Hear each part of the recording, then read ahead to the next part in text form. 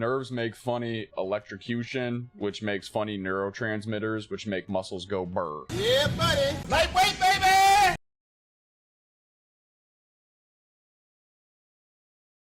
What's up guys, I'm Josh and I lift things, and I'm here to talk about EMG data. What it is, why it's great, and why it sucks. Too long didn't watch. EMG activation or data has never been indicative of long-term hypertrophy. The tests themselves are either hard or impossible to perform, let alone actually reading the data accurately. But it's quite literally all we have. So what even is EMG and why does it matter for you, a dude who just wants to get bigger? Well, for your muscles to contract, which is how we lift weights, you first get a message sent to your muscles from your nerves. This comes from your peripheral nervous system, which comes from your central nervous system. Basically, nerves make funny electrocution, which makes funny neurotransmitters, which make muscles go burr. EMG tests, or electromyography, is just recording how strong that signal is from your nerves to your muscles. Therefore, an EMG study would be studying and reviewing the data collected through multiple EMG tests. For us gym bros, we are mainly concerned with EMG data in order to best choose an exercise to fit our goals. If exercise A has a much higher rate of sending a signal to your muscles, we could assume that it would be better than exercise B. This is something people use to base their exercise selection off of, or what exercises you choose to put in your workout regimen. Now, common misconception that we have to get out of the way right now, EMGs do not measure muscular tension. It does not measure how hard you contract a muscle. Again, it only measures the message sent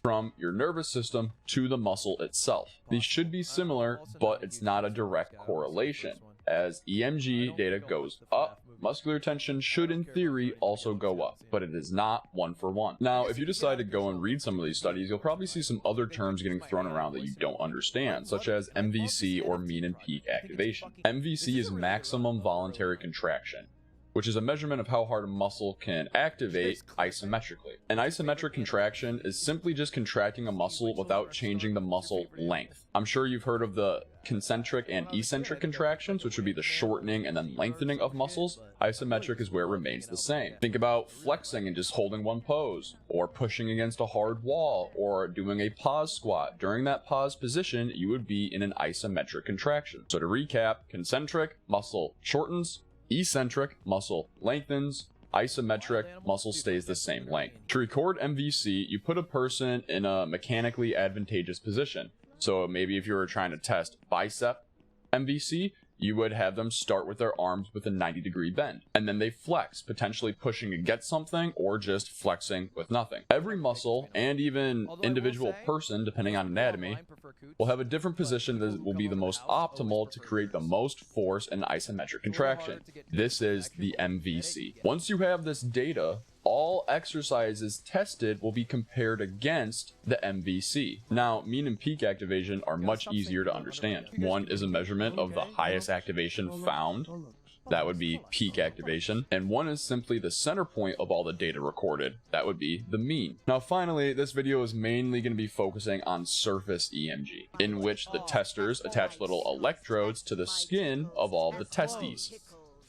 These electrodes can essentially detect electrical potential in muscle cells, but it can only do it for a short little range, only detecting fibers that are close to the electrode. This is known as the receptive field. Think about a giant muscle group. If you were to slap, my giant shoulders, if you were to slap an electrode on this, it's not going to be able to pick up all of the changes in activation down here. For stuff like your glutes or quads or hamstrings or lats, just imagine how many electrodes you would need to cover every single area. Now, here's a great analogy from the Stronger by Science article that Greg wrote. Shout out Greg, shout out Stronger by Science. I rip you guys off in virtually all my videos, but it's not my fault. You guys make the best write-ups of these types of topics. Imagine you are outside a party listening to everyone talking through a door. I don't tell you how many people are in the room, but I have them all yell as loud as they can at the same time, the equivalent of the maximum voluntary contraction in an EMG experiment. After giving you an idea of the maximum volume, I have you listen at the door to a given number of people talking, but again, I don't tell you how many.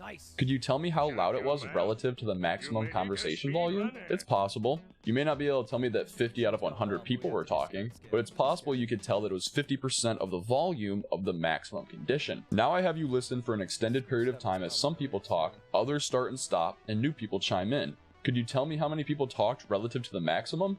it's possible that you could again tell me what the peak volume was relative to our initial maximum. What if I brought you into the room and asked you if you could tell me exactly who talked out of everyone at the party?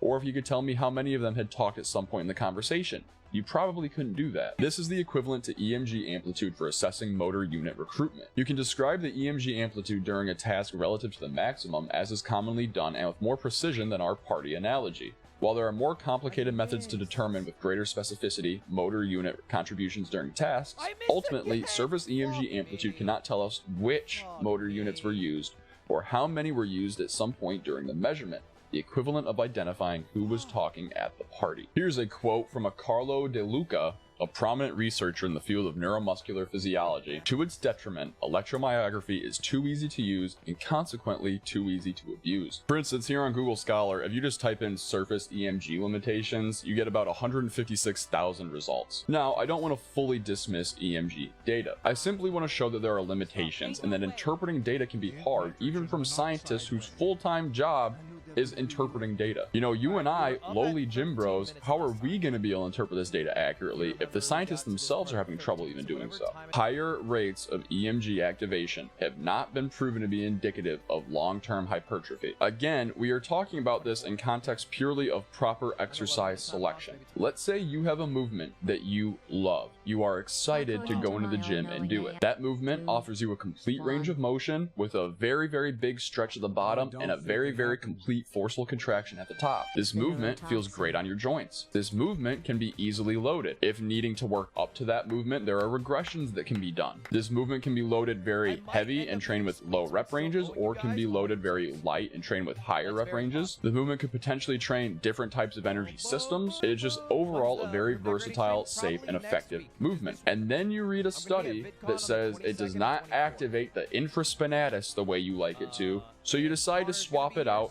for some other meme row because that had a higher activation in one single EMG study that had a total of 8 people in it. That would be a dumb decision. Exercise selection is so much more detailed than just worrying about this make monkey hard. That's not the way life works. EMG data is not the end-all be-all for exercise selection. It has too many pitfalls, so many ways to misinterpret the data that is actually obtained, and is just potentially not that useful. It is all we have, so it can be a decent tool when used in combination with all the other things I mentioned for proper exercise selection, but it is not the only consideration to have. One more thing I would like to touch on that I haven't seen too many people talk about in terms of EMG data potentially being slightly skewed. We know that mind-muscle connection is a big part in getting complete contraction of a muscle. We also know that having someone else, or even yourself, maybe on like a unilateral movement, touching a muscle group as you're training it can also increase the contraction. Answer me this: if you had a bunch of electrodes fucking glued and taped to your skin,